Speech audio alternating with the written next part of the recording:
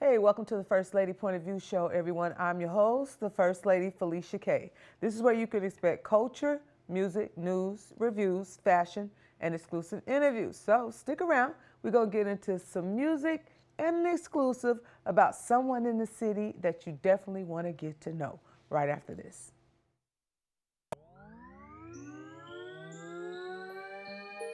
You tuned in. It's the First Lady Point of View.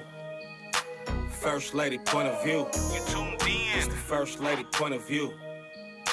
First Lady Point of View. Culture, music, news, reviews. You tuned in. It's the First Lady Point of View. You tuned in. First Lady Point of View. It's the First Lady Point of View. Tapped in, yeah, we always on time. First Lady Felicia K on the line. Wanna know what's poppin'? Tap in for the scoop on all the hot topics. The latest fashion, new music reviews. The hottest artists and exclusive interviews. You came to the right spot. First Lady on deck, keep it locked. Keep it locked. Keep it locked. Tuned in. It's the First Lady Point of View. First Lady Point of View. You tuned in. It's the First Lady Point of View. First Lady Point of View. Culture, music, news, reviews. You tuned in. It's the First Lady Point of View. You tuned in. First Lady Point of View. Welcome back to the show, everyone. Today we have a very special guest in the building. I recently became aware of this gentleman's music watching the news, and he goes by the name of ExoduZmusic. Welcome to the show, Exodus. How are you? I'm very blessed, thank you. How are you? I'm well, thank you for asking. I appreciate that. Awesome. All right, we're going to get right into it. First and foremost, I want you to tell everybody where you're from. I'm from South Sacramento, California. All right, all right. What area? Meadowview, to be exact. Yes, sir. Meadowview area, yeah. Yeah. My grandpa is from that area. Well, he's from Mississippi, but he bought a house in that area in like the 70s, early 70s, and my family's been there since. So. Okay. So that's where your roots is. That's your background, and the reason why that was important, not just because I'm from Meadowview, right? Okay. But that was important because it ties into your message that made you so captivating to me. Your message is centered around the epidemic of fentanyl. How did you decide that that's where you wanted to go with your music and your mission?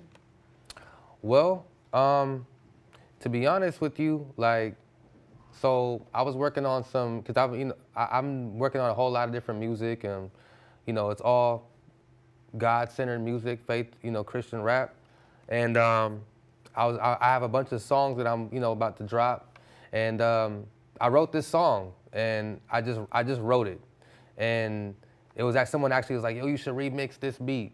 So I was like, that's a good idea before I start dropping all these other songs, right? So I wrote the verse, and in the verse I was talking about drugs and drug addiction, and then fentanyl specifically, and I was like, yeah, I like that, it's a good idea. And then I thought, it'd be a good idea to do a really good video to this and get the community involved, because I know that fentanyl is a serious issue. Mm-hmm. So in the song I said, there's plenty that die of Fenny, it's too many. Mm-hmm. And I was like, oh, that's a cool flow, that's a cool rhyme. Yeah, that's a bar. plenty die of Fenny, okay, cool. So I was like, and I kept going with that theme talking about my family that was addicted to drugs and things like that. So it became a whole thing. I was like, I'm gonna call this song Death to Fentanyl. Okay. I was like, that's gonna be a cool idea for a song. I was like, I should do a good video. I had everybody come out and wear shirts and that match. And to me, it was just a good idea for a song and a video. And it turned out to be something else, way bigger than what I thought. Because we have our plan and God has his plan. Right. So God was like, nah, this is something that you're gonna get involved in. And ended up coming with the CBS actually came out to my video shoot and documented that. Mm-hmm. And then we had, another station come through and talk and actually document the actual video shoot, the video release. So then after I dropped the video, I had people pouring out to me talking about, I have family members that died from fentanyl, my brother, my cousin, so many different people. And I was like, wow, God, this is way bigger than what I thought it was going to be. Yeah, you never know how he's going to use you, though. Right, correct. Until it happens, right? Yeah. Now, that brings me to another place, because I noticed that your soul background, right? You do ministry. Right. You're so young. How did you get into ministry? Well, I started out with music, really. You know, like I've always been, my mom raised me in the church. I'm a musician, I'm a drummer. So I've always been around, you know, ministry, but I always had a heart for people, heart for God. Eventually, as an adult, you know, I started doing some other stuff. I was like, I don't want to do that. You know what I mean? That's how I was doing my own thing, doing other things. And then, you know, about 2023, God just brought me back. It was like, yeah, you know, you're gonna come back, and my heart for God, you know, completely. God just changed my heart, changed my passion, changed everything I'm about, and I just was like, you know what? I want to go back to, you know, I want to go back in this place. I got back in position. Yeah. So ever since then, I've just been on go. And then I was like, you know, I wasn't going to even do music, Christian rap. I was like, I'll just, you know, I don't have to do that. But God was like, no, I'm going to do that too. And then I started getting back into that. So I was a Christian rapper way back. You know, I had a group called Soul Hustle. We were doing our thing in Sacramento. We were a big group. And, you know, just over time, we just stopped doing it. But God just brought me back. And so now I'm just doing so many different things. I'm in Bible college now. So yeah, I'm just. How has that experience been going? It's really cool. It's really cool. Good. You know, like I didn't see myself doing a lot of these things, but I'm just, my heart posture is just like, you know what, God, whatever you want me to do, I'll do it. Yeah. So I'm just like, whatever he's having me do, I'm just going with the flow. So do you sometimes do you get a little scared sometimes? Well, you know, God is not fear, but do you sometimes feel like, I don't want to fumble this, right? Do you sometimes get that? Yeah, you know, definitely. Okay. I see a lot of people that fumble it, you know, Yeah. I don't want to. Half in, half out. Yeah, I want to make sure that I'm focused. I'm all the way in. I'm dialed in. You know, I make sure that I am in tune with God the way I need to be. And so yeah, I want to make sure that I'm locked in. So you know, I've always been diligent and persistent. So, you know, I have like a hustler mentality. So I go and get it. You know, I go and make things happen. So I'm just, you know, staying focused and making sure that I, you know, stay on task. Yeah, that's it. That's all. That's all you can do, right? Right. Be a good and faithful servant. So now, as far as your faith, do you feel that that is the thing that has influenced you most in music, or do you feel like the need for awareness, bringing awareness to others, has influenced you more? Which would you say, or is it a balance of both? You know, I mean, I feel like it all begins with my faith, and then from there, it's bringing people, showing people and making them aware about God. That's the biggest thing for my mission specifically, because, you know, we can make people aware about the problem, but they got to be aware about the solution of the problem. Yes, A lot of people are so focused on, be aware of what's going on. This is an issue, but how do people get free is the question. Yeah. So my position is, let me introduce you to the one who can set you free. Yeah. Right? So that's my position that I take on it. But yeah, but people do need to be aware of what's going on with the fentanyl.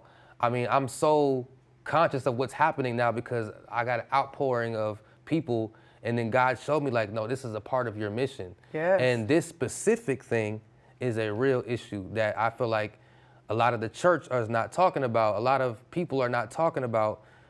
This fentanyl thing is killing people like by, you know, crazy numbers. Yeah. So I'm like, you know what? We can attack this head on. We can make people aware, but also make them aware of freedom. Yeah. And that's where I come in. So how has it been like sometimes you feel like it's heavy for you, or do you just take it in stride? Both, you know, Yeah. it is heavy. Yeah. It is heavy is the Yeah, head yeah. that wears the crown, you know. As long as you know. But it's like, it is a heavy thing, you know. Carrying your cross is Yeah, heavy. It's not absolutely. a light cross that he says carry, right? So Absolutely. carrying your cross is heavy. It is a mission. It is a sacrifice, but it is something that, you know, I'm called to do. And God he also said, you know, give me the heaviness and my burden is light. Yeah. So he's also taking some of that weight off me. And that's just where grace comes in, and, you know, allowing God to just do the work. And you know, I'm watering the seed. He makes it grow. Okay. You know, I plant the seed. He waters it. He makes it grow. Right. Okay. So it is heavy, and it's also heavy because I have so many things going on. I'm balancing music. I'm a single dad. I'm also, you know, a musician at church. I'm also, you know, I do a separate ministry called Faith Pool Group, and I have so many different things going on. So it's a lot to take on this too. I'm just like, wow, you know, this is a whole thing that people are like calling on me, but it's cool. It's like, you know what, I'm just down for whatever God has for me to do. It's rewarding in the end. Right. It's rewarding in the end. Now go back to that a little bit, that group, right? I've seen some footage of that, of you ministering, and what is it called again? Faith Pool Group. So tell me a little pulling, bit about it's PULL, like pulling people into Okay. faith. So Faith Pool Group. And yeah, so it started off as I wanted to put together like a Bible study group, a discipleship community in Sacramento for people that are like adults, young adults, people that may not want to go to church anymore. A lot of people kind of get turned off by church, the traditional church, right? And so they may not want to go to church, or they may just be too busy. Some people just work on Sundays. Right. They can't. So I started something on a Friday night called Faith Pool Group, and we just come together for word, worship, food, and fellowship. Okay. And we work. I have live worship, and then, you know, I do word, and then we eat like full course meal. They get free meal, free dinner. Okay. And so it's just like a way to come together and give people something to do on a Friday night that's faith-based. And it's been amazing. Like, we've had so many people come and keeping the spirituality intact. Yeah, in yeah. these crazy times. Yeah. I love that. Is there a way people can get involved with that, or do? Oh is yeah, there- okay. Faith Pool Group, faithpoolgroup.com, Faith Pool Group. Just you can type it on Facebook or Okay. Instagram, Faith Pool Group. Like I said, just Faith and then Pool Group. That's it. And then you'll find us. We do meetings like a few times a month. You know, usually we were going to every 2 weeks. So, you know, we do meetings quite often. Okay. So they can, you know, they can see. If they follow the group page, they can see when we're doing the next one, and then they can just, you know, sign up. You know, it's real easy to just attend, and then, you know, that's it. They can come. Okay, so I'm not going to even ask you. I am going to ask you that, but we're going to get ready to go to a break, and then I want to ask you a little bit. I'm going to ask you now, and then you could think about it as we go on the break. Mm-hmm. Think about how you want to answer the question, all right? So the question is going to be, which would you say is more important to you right now? Is the saving of the souls, the Faith Pool Group, or the fentanyl awareness, or it could be both? And I want you to tell them why right after this. You tuned in. It's the First Lady point of view. What are your favorite memories? They're not everyday things. They're moments that shine a little brighter, like postcards from the past. Moments that linger long after the sun sets. A souvenir of now, where every destination is a postcard. But don't just remember these moments. Come write a new one. Wish you were here, the California State Fair. Welcome back to the show, everyone. If you're just now tuning in, we've been talking to ExoduZmusic. And don't worry, you'll be able to watch this on playback so you can catch it from the beginning if you've been snoozing. All right, now, I asked you a question before we went into the break. I asked you, did one take front and center more than the other as of right now between the Faith Pool group, which is your baby right now that you're nurturing the most, or the fentanyl pandemic? Which would you say, or both, and why? Well,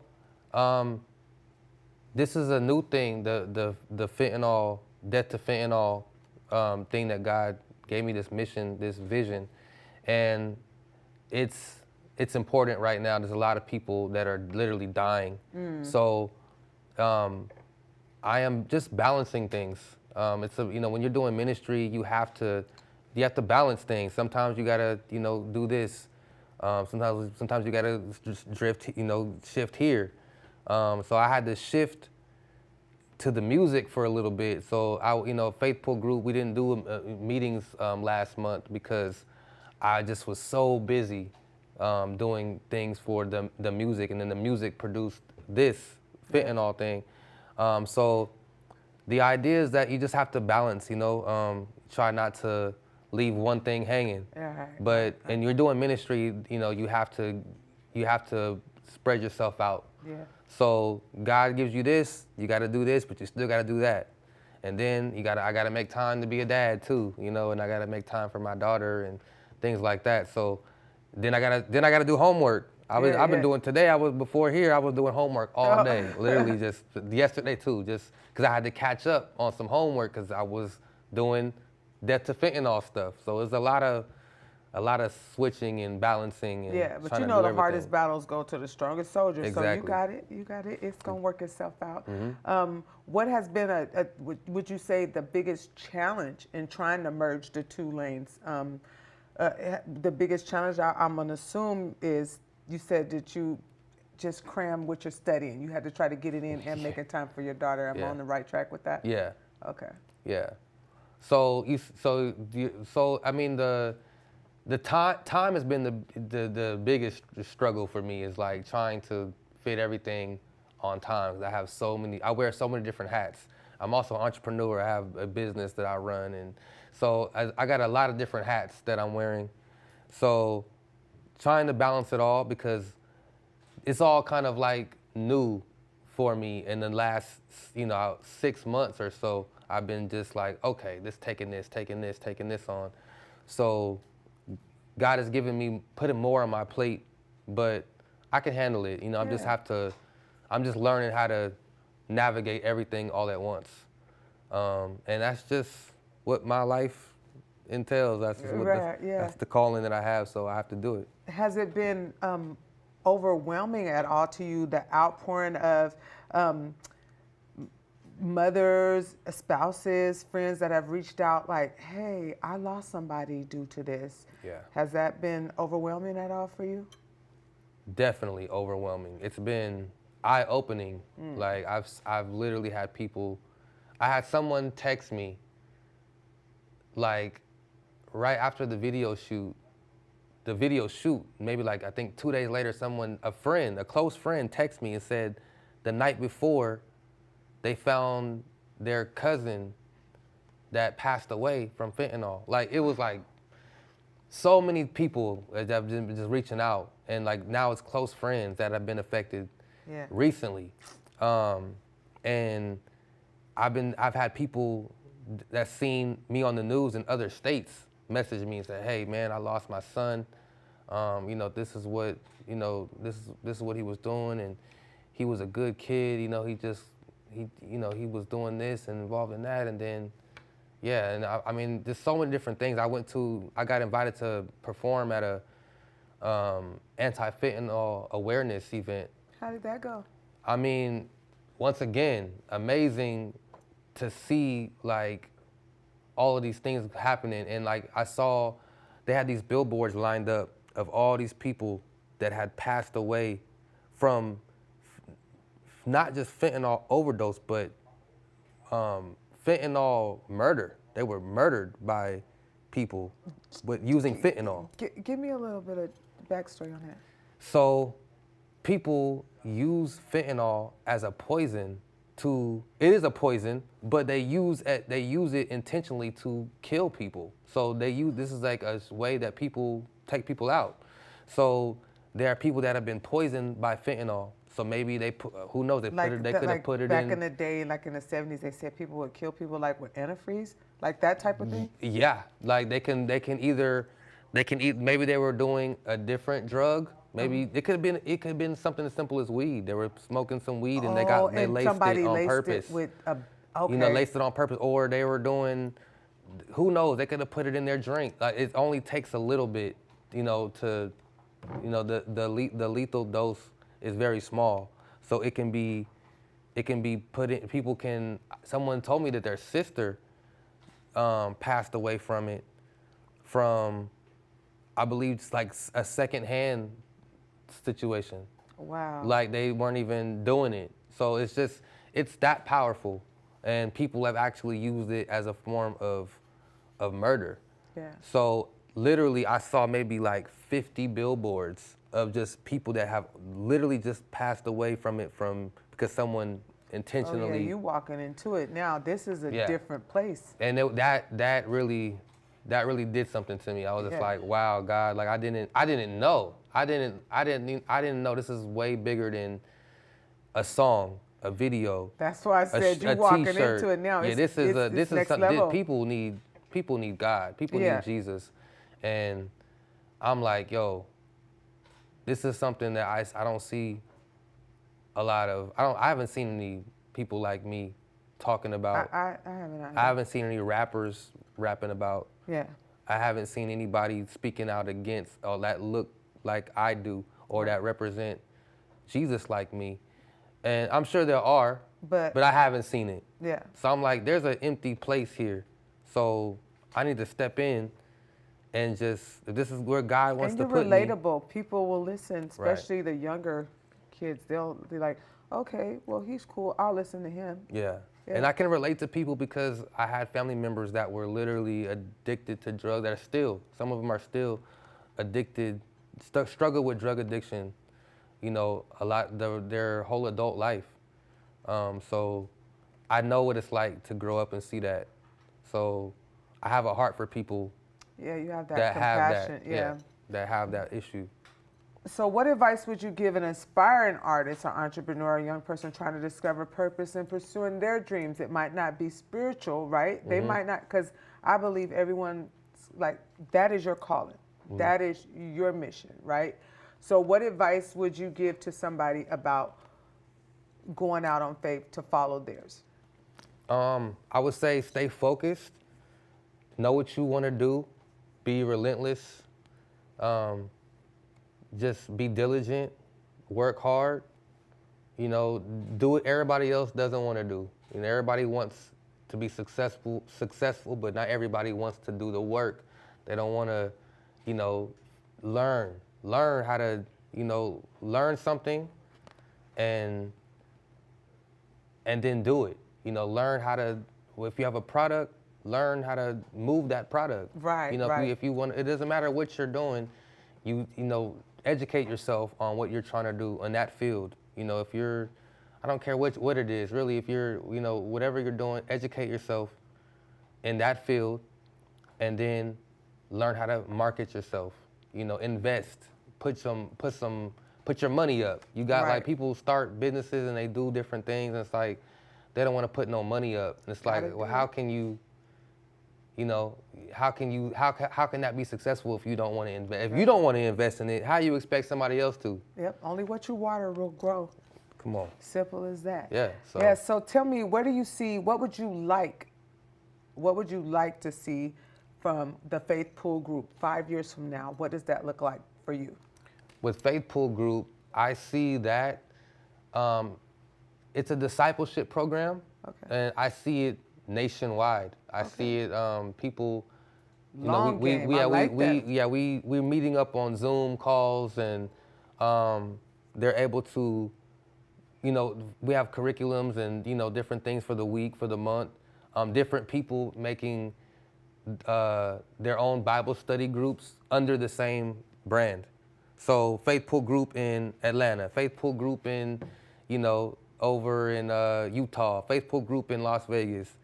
And then we have members in different cities. And then when it's okay, you know, we're doing a Faith Pool Group, you know, event.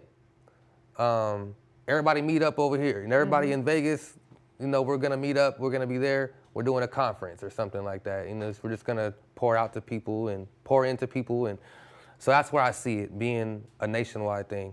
Okay. Yeah. Okay. Now, Deaf to Fentanyl, where do you see that? Do you want to make this into something that will grow as well?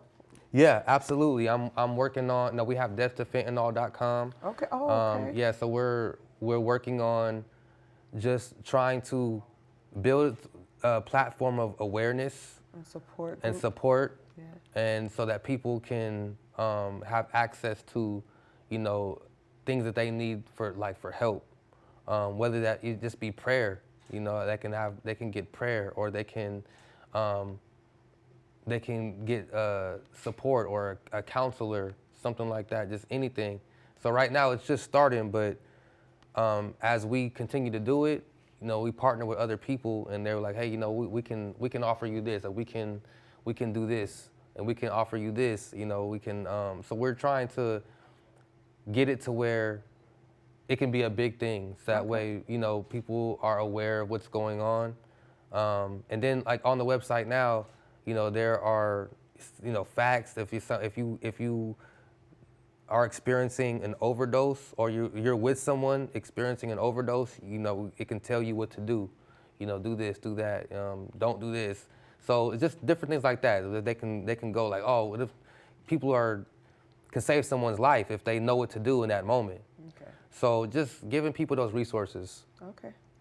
Well, thank you so much for stopping by the show. I wish you nothing but the best in your endeavors. I want you to look right here and tell everybody, well, we're going to follow this red light right here. Okay. Tell everybody all your social platforms and your websites once again, and how they can get involved with what you got going on. Okay. All right, go ahead. Yeah. So this is ExoduZmusic, and you can follow me everywhere at ExoduZmusic, EXODU, capital Z, big Z, music. All one word, ExoduZmusic. That's on TikTok, Instagram, Facebook, everywhere. I'm also on all platforms with music, so Apple Music, Spotify, everywhere you can find me, ExoduZmusic. And the websites? deahtofentanyl.com and faithpoolgroup.com. There it is, you all. Make sure you guys tap in. Please make sure you guys tap in. You never know. The resource might not be for you, but it might be for someone you know when you're talking about drug addiction, abuse, things of that nature. You never know. It could be affecting someone that you're looking at every day, and they're right under your nose. So just pass along the information, all right? Because it is required of you. And speaking of which, I want you to reach back for those that are coming up behind you and pay homage to those who did it before you. It's free, and you'll feel good about yourself. And we are out of here. Peace, one love. May God bless your hustle. Until next time, y'all. You tuned in. The First Lady point of view. First Lady point of view. You tuned in. It's the First Lady point of view. First Lady point of view. Culture, music, news, reviews.